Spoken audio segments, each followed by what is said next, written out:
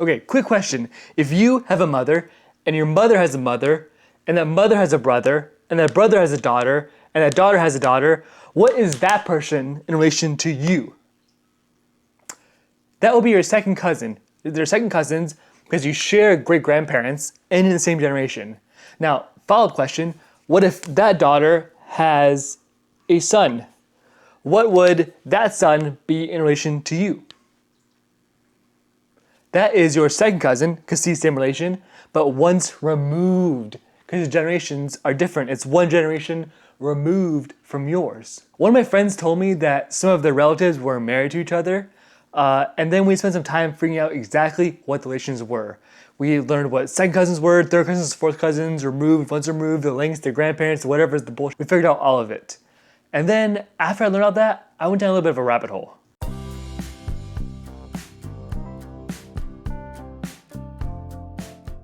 Kinship has always been really interesting to me. I've always really found it fascinating to learn what we call each other and why we treat each other differently. Kinship naming is super complicated.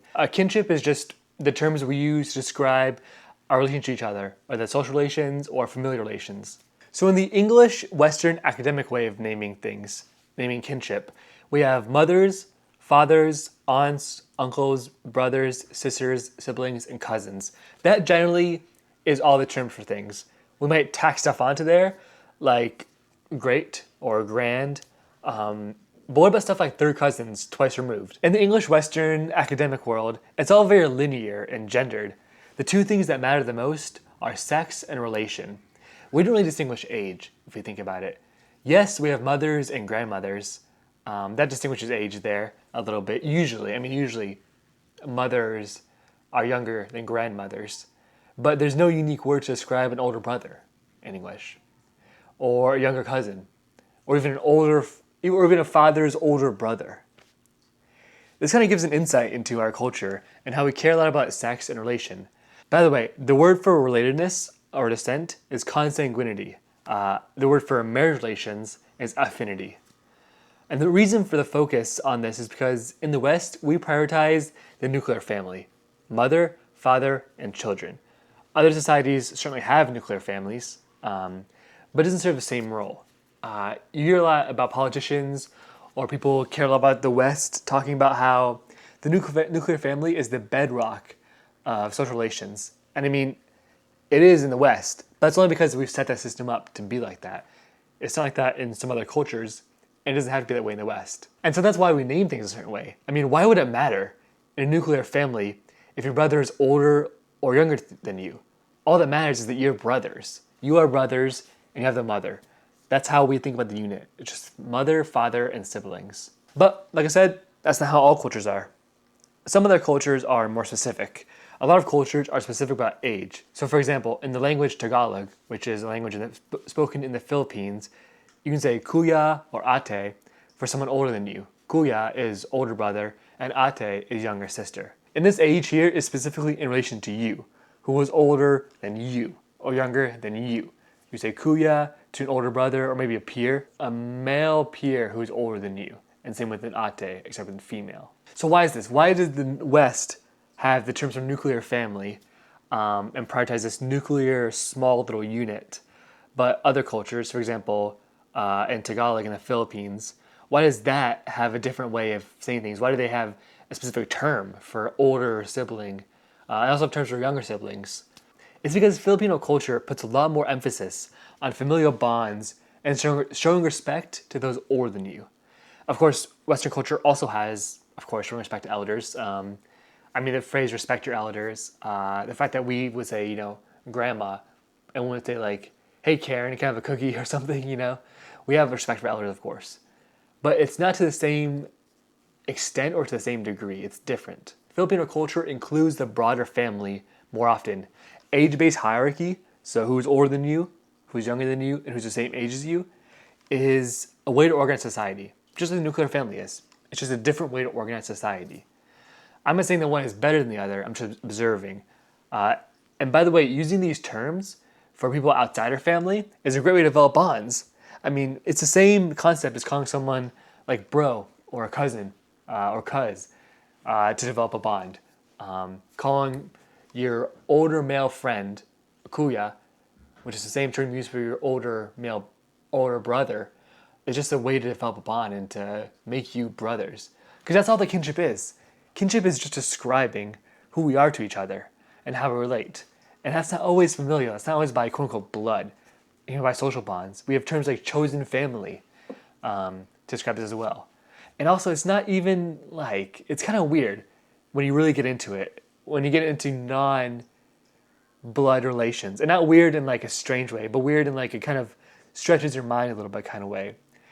So, for example, who is your brother? Is your brother the son of your mother and father? What if you have adopted parents? What if your brother's adopted? Also, when you say bro to your friend, is that person literally your brother? Like, what about your father? Your father is arguably the male person who donated sperm. But what about a father figure? They're also a father to you. Or about a priest that is called a father, but why not all female priests called mother, except when they're the leader of a sisterhood, people who are not related, by the way. So we have all these kinds of terms in different cultures, even our own, where it gets really convoluted as to who is actually related to who.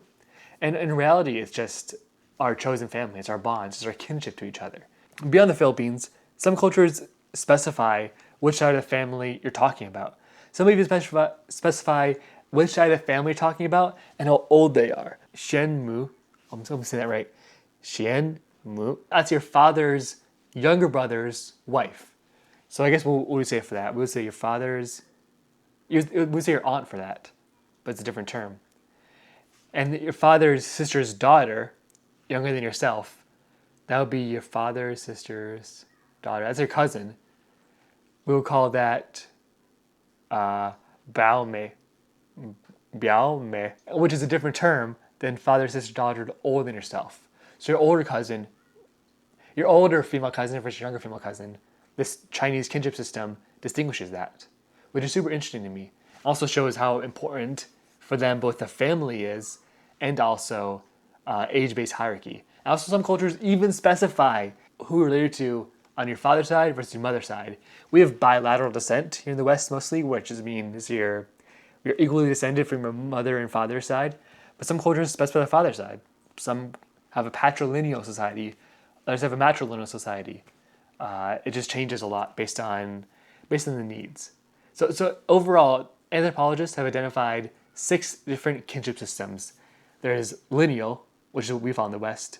There's Hawaiian, generational, Iroquois, Sudanese, Crow, and Omaha.